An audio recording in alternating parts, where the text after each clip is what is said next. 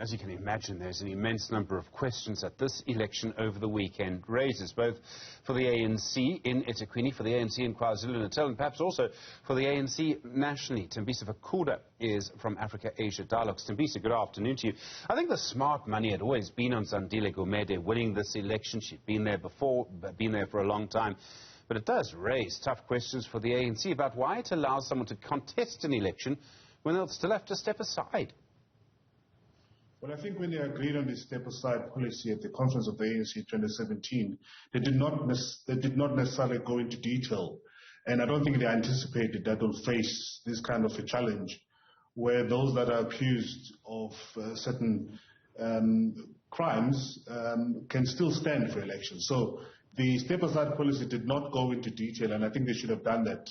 And I think in hindsight, most of them are regretting not to have gone into detail in ensuring that those that are accused don't even have a chance to stand for any position or official position in the ANC. At the moment, there is that loophole which many of these candidates are currently exploiting.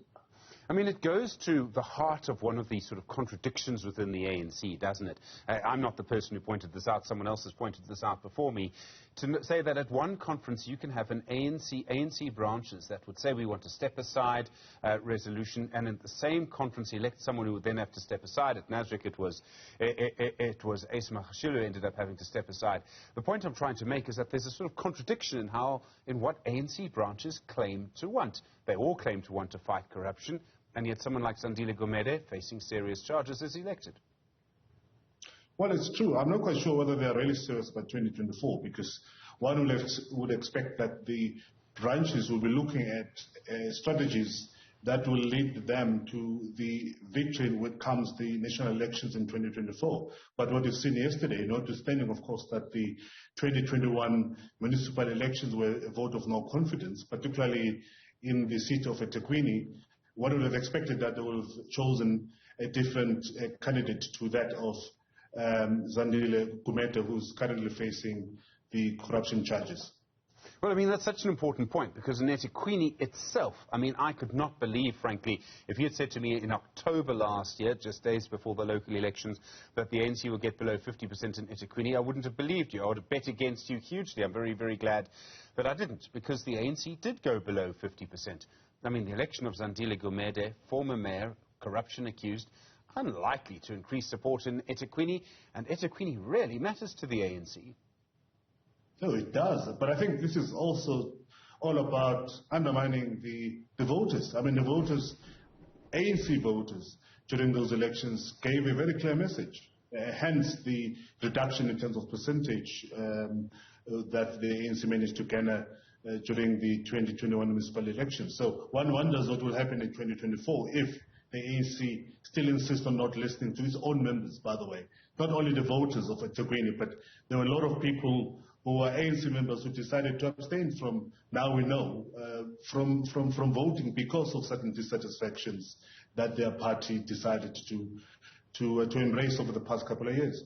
The ANC still has to have, I think it's 7 provincial conferences this year. We've had Mpumalanga already, but one of the next big conferences to come is going to be the ANC in KwaZulu-Natal.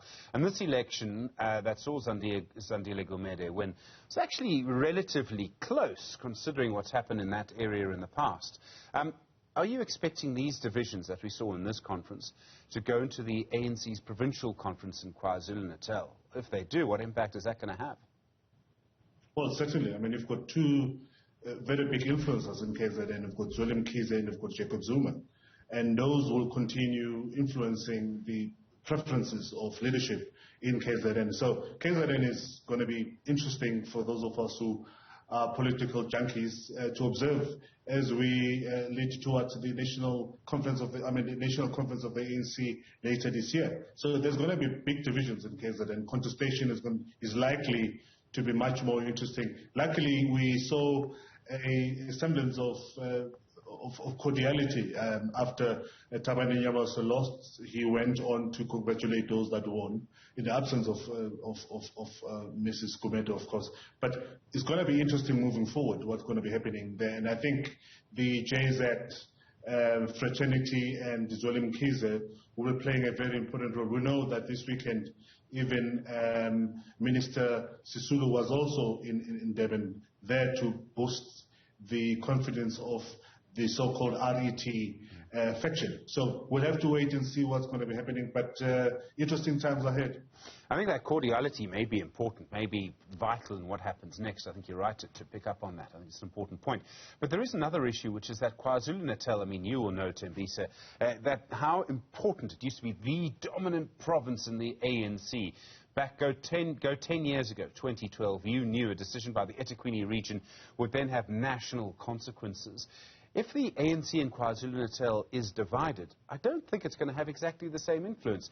I mean, could we actually end up in a situation where for a second national conference in a row, no one from KZN makes it to the ANC's national top 6?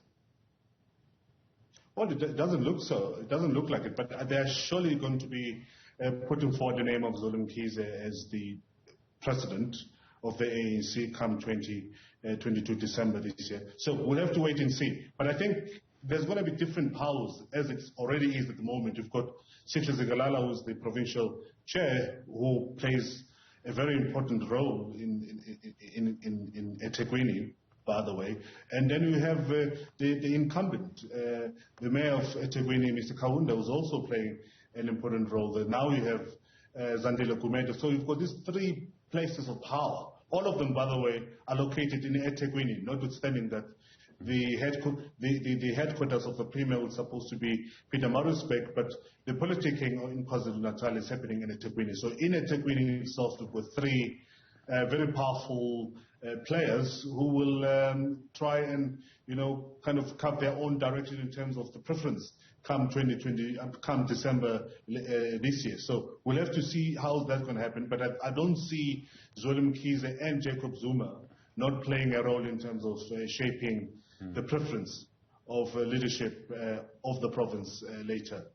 I find the issue around Dr. Zweli Mkhize absolutely fascinating. So strong were the charges against him, or the claims against him, rather, I should say, the claims against him in the Digital Vibe scandal, that he himself, hours before a reshuffle, resigned from the National Cabinet. There have been very few resignations from our Cabinet over the last 20 years, but he is one of them. He did not resign from his positions in the ANC on the National Executive Committee and now seems to be campaigning for high office. Do you think he could really gain the trust? I mean, it takes us back to the 2024 conversation. If he were to try and get a top job in the ANC, what does that do to the ANC support in 2024 with the Digital Vibe scandal surely hanging around him? Again, I mean, I think the ANC leadership needs to take this very, very seriously, because the big prize, or the first prize, will be 2024.